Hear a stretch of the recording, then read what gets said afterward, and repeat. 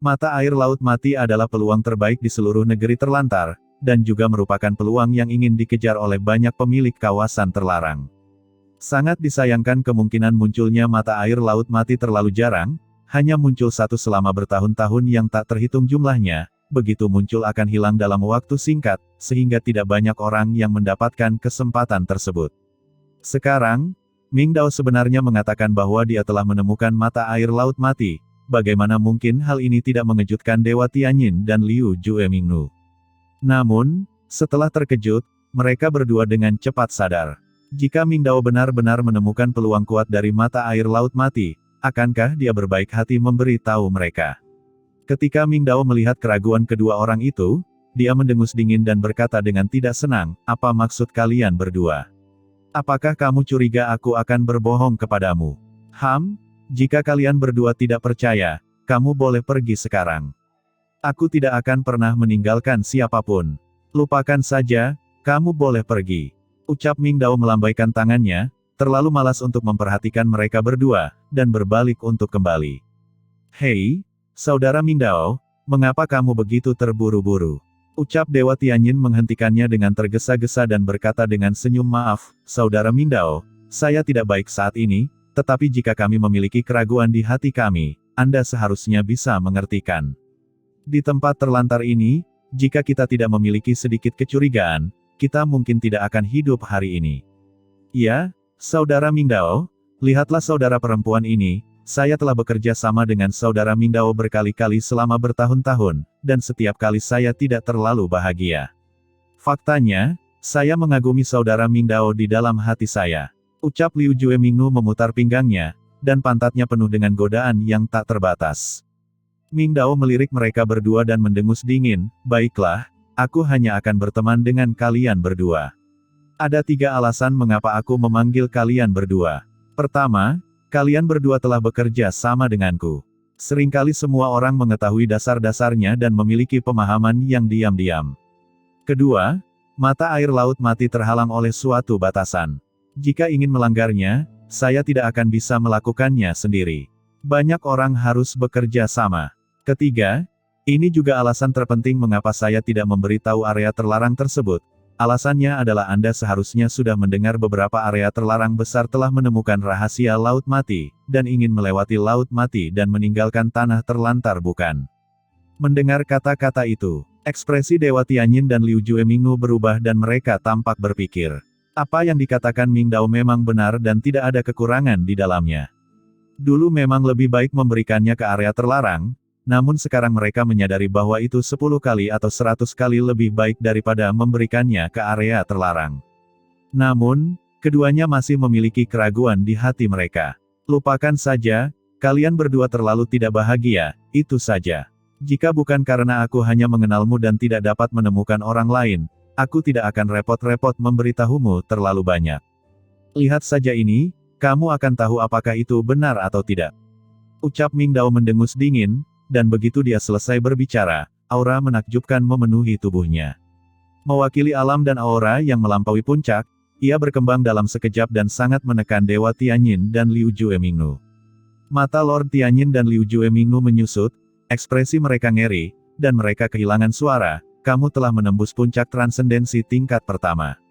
Kapan itu terjadi? Apakah kamu percaya sekarang?" Ucap Ming Dao mencibir, "Meskipun saya belum sepenuhnya membuka batasannya, saya juga merasakan sebagian kekuatan di mata air Laut Mati, dan kultivasi saya secara alami telah menembus." Ming Dao memandangnya. Dia melirik mereka berdua, matanya tajam, dan dia berkata dengan bangga, "Terus terang, dengan kekuatanku saat ini, jika aku ingin berurusan dengan kalian berdua, siapa di antara kalian yang bisa menghentikanku? Mengapa menghabiskan waktu ini?" Lord Tianyin dan Liu Juemingnu tidak bisa menahan diri untuk tidak menelan air liur mereka, merasakan kekuatan pedang di Ming Dao yang akan membelah segala sesuatu di dunia, dan diam-diam terkejut. Dewa Tianyin dan Liu Juemingnu tidak lagi memiliki keraguan sedikit pun, dan berkata dengan malu, "Saudara Ming Dao benar-benar murah hati, tetapi kami berpikiran sempit. Saya ingin tahu di mana letak mata air Laut Mati. Kapan kami harus berangkat?" Keduanya tidak sabar untuk pergi. Ming Dao tersenyum dan berkata, "Jangan cemas, tunggu sampai murid-muridku di lembah pedang berkemas dan berangkat. Tempat di mana mata air Laut Mati berada memiliki medan yang bagus. Aku akan membangun lembah pedang di sana setelah saya bersiap, dan batasan di sana sangat istimewa, semakin banyak orang, semakin tinggi kemungkinan untuk memecahkannya. Jika kalian berdua bersedia, kalian juga dapat membawa lebih banyak master di bawah komando kalian, sehingga kecepatan menembus batasan akan lebih cepat. Dewa Tianyin dan Liu Jue Mingnu tercengang, dan tiba-tiba menyadari, tidak heran Daogu ini sepertinya akan memindahkan keluarga mereka. Sekarang setelah mereka merinci Mingdao sepenuhnya, mereka tidak ambigu dan segera mengirim pesan kepada bawahan mereka, meminta mereka untuk segera datang. 2 jam kemudian, ketika Daogu selesai membersihkan, bawahan Dewa Tianyin dan Liu Jue Mingnu juga telah tiba. Namun, Dewa Tianyin dan Liu Jue Mingnu tidak memindahkan keluarga mereka seperti lembah pedang, tetapi hanya membawa beberapa ahli top di bawah komando mereka, semuanya adalah orang kuat yang telah mencapai alam transendensi setengah langkah. Saat ini, sekelompok orang tidak ragu-ragu, dan di bawah kepemimpinan Mingdao, mereka menuju mata air Laut Mati. Dengan kecepatan Mingdao dan yang lainnya, meski kali ini mereka membawa banyak bawahannya, 3 hari kemudian, kelompok mereka akhirnya mendekati mata air Laut Mati. Saudara Mingdao, bukankah kamu mengatakan bahwa mata air Laut Mati sudah dekat? Mengapa belum tiba? Berapa lama lagi untuk sampai? Setelah terbang selama 2 jam lagi, Dewa Tianyin berkata dengan cemas. Ya, Saudara Mingdao, kamu bilang hampir sampai 1 jam yang lalu, kenapa itu belum terlihat? Ucap Liu Jue Mingnu juga tampak waspada. Mingdao tersenyum lembut, jangan khawatir, kalian berdua, ini sudah di depan. Begitu dia selesai berbicara, aura menakjubkan tiba-tiba datang dari depan, dan sosok samar-samar tampak muncul di langit yang jauh. Tidak, seseorang akan datang. Ucap Dewa Tianyin dan Liu Jue Mingnu wajahnya tiba-tiba berubah. Mingdao mengatakan sebelumnya bahwa mata air Laut Mati tidak jauh lagi. Mengapa mereka bertemu seseorang saat ini? Dan melihat jumlah dan auranya, sepertinya ada cukup banyak sosok di kejauhan. Aura samar yang datang dari mereka membuat Dewa Tianyin dan Liu Jue Mingnu sedikit berubah warna. Semuanya waspada. Ucap Mingdao juga berubah warna di permukaan, tetapi hatinya sangat tenang, karena dia tahu betul bahwa orang yang datang ke sini saat ini pastilah Sagui. Namun saat melihat wajah pengunjung tersebut, ekspresi Mingdao tiba-tiba berubah. Dia melihat kerumunan di depan sangat besar dan padat. Ada sekitar 8 master transenden di depan, dan Sagui ada di antara mereka. Pemimpin di antara mereka mengenakan baju besi api hitam, dengan ekspresi arogan di wajahnya. Energi kematian yang tak ada habisnya memenuhi tubuhnya, seperti api hitam yang menyala-nyala, menghanguskan dan menggetarkan kehampaan. Nafas yang keluar membuat Mingdao sulit bernapas, dan dia mendapat ilusi bahwa jiwanya akan terbakar bersamanya. Adapun Sagui, dia berdiri dengan hormat di belakang orang ini, seperti seorang pelayan. Itu adalah, gumam Mingdao tampak ngeri. Orang kuat yang mengenakan baju besi api hitam di depannya jelas merupakan orang kuat dengan transendensi tingkat kedua. Pada saat yang sama ketika Mingdao dan yang lainnya melihat orang ini, kelompok orang ini secara alami juga melihat Mingdao dan yang lainnya. Di antara mereka, beberapa sosok transenden di balik baju besi api hitam bahkan tidak menunggu instruksi dari pemimpinnya. Sosok mereka berkedip-kedip dan langsung berubah menjadi beberapa aliran cahaya. Ia terbang dari segala penjuru dan mengepung orang-orang Mingdao dalam sekejap. Siapa kamu dan mengapa kamu ada di sini? Tuan Mingyan, sungguh aneh bahwa Anda akan bertemu dengan 3 sosok transenden di sini. Aura dari sosok transenden yang mengelilingi Mingdao dan yang lainnya sangat mengerikan. Salah satu dari mereka, sosok transendental level 1 puncak, menurunkan pandangannya dan menatap ke arah Mingdao dengan tatapan seperti pedang. Apa, Mingyan? Mendengar nama ini, ketiga orang Mingdao ketakutan, kaki mereka menjadi lemah, dan mereka hampir duduk. Sebab, salah satu dari 4 jenderal makam utama di bawah komando Dewa Kematian, Makam Kematian, salah satu kawasan terlarang di Tanah Terlantar, adalah Jenderal Makam Mingyan. Budidaya orang tersebut telah mencapai transendensi puncak tingkat kedua, dan bahkan secara samar-samar telah mencapai transendensi tingkat ketiga. Orang di depanku sebenarnya adalah Jenderal Makam Mingyan. Gumam Mingdao memandang Sagui di belakang Mingyan, merasa ketakutan di dalam hatinya. Mingdao, apa yang terjadi? Mengapa kita bertemu Tuan Jenderal Makam Mingyan di sini? Ucap Dewa Tianyin dan Liu Jue Mingnu ketakutan. Diam. Jangan bicara omong kosong, aku tidak tahu apa yang terjadi. Tapi ingat, kamu tidak boleh membuat marah Tuan Mingyan. Ucap Ming Dao berkata dengan kaget dan marah. Dia tidak tahu apa yang sedang terjadi sekarang dan bingung. Merasakan bahwa Ming Dao dan yang lainnya masih mengirimkan suara, transendensi puncak tingkat pertama yang mengelilingi mereka tidak bisa menahan diri untuk tidak melihat ke bawah. Di depan Tuan Mingyan, Anda benar-benar berani mengirimkan suara dan mencari kematian.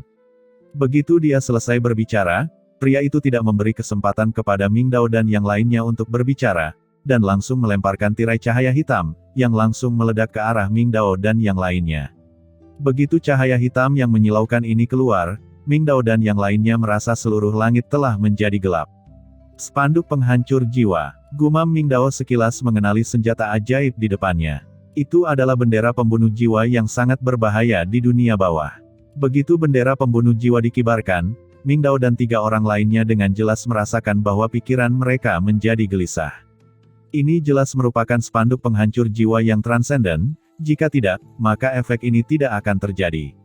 Melihat spanduk penghancur jiwa menyapu ke arah mereka, ekspresi ketiga trio Ming Dao segera berubah. Pada saat ini, mereka tidak lagi peduli mengapa pihak lain muncul di sini. Sumber dunia bawah di tubuh mereka meledak dalam sekejap. Aura mengejutkan meletus dari mereka bertiga pada saat yang sama. Menghadapi serangan transenden dari master tingkat pertama ini, Dewa Tianyin dan Liu Jue Mingnu tidak berani menahan sama sekali, dan segera menggunakan senjata terkuat mereka untuk memblokir serangan itu. Energi jahat yang tak ada habisnya melonjak dari tubuh Dewa Tianyin.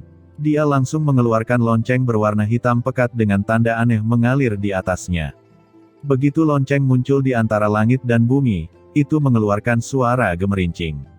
Aura jiwa-jiwa yang penuh kebencian memenuhi udara dalam sekejap, bertabrakan dengan aura jiwa-jiwa yang penuh kebencian memenuhi langit. Di tangan Liu Jue Mingnu, cambuk tulang yang benar-benar hitam muncul. Cambuk tulang itu disambung dari tulang belakang. Jelas sekali, itu merupakan tulang punggung orang kuat. Cambuk tulang diayunkan dengan keras. Kehampaan itu membuat suara gemuruh yang mencengangkan. Suara menderu terus-menerus menyapu energi jiwa-jiwa di sekitarnya. Tetapi kekuatan panji penghancur jiwa sangat mengerikan. Tidak peduli bagaimana mereka melawan, energi tak berujung dari jiwa-jiwa menyebabkan pemikiran tak berujung muncul di benak Tianyin Shenzun dan Liu Jue Mingnu. Seolah-olah dia akan menjadi mangsa panji penghancur jiwa. Di belakang mereka berdua, banyak daugu dan bawahan yang mereka bawa semuanya melolong. Tubuh mereka hancur sedikit demi sedikit, dan jiwa mereka ditelan oleh panji penghancur jiwa. Melihat Tianyin Shenzun dan Liu Jue Mingnu akan kehilangan kendali, tiba-tiba suara pedang yang keras bergema di seluruh dunia. Ming Dao mengaum, dan aura transendensi yang mengerikan naik ke langit. Saat aura transendensi naik ke langit, pedang dunia bawah yang hitam pekat langsung melayang di antara langit dan bumi. Pedang dunia bawah ini mencapai langit dan menembus langit. Memancarkan aura dunia bawah yang menakjubkan, ia langsung menebas dengan keras aura jiwa-jiwa yang tak terhitung jumlahnya yang tersapu oleh bendera penghancur jiwa. Kedua kekuatan bertabrakan, menciptakan raungan yang mengejutkan dalam sekejap.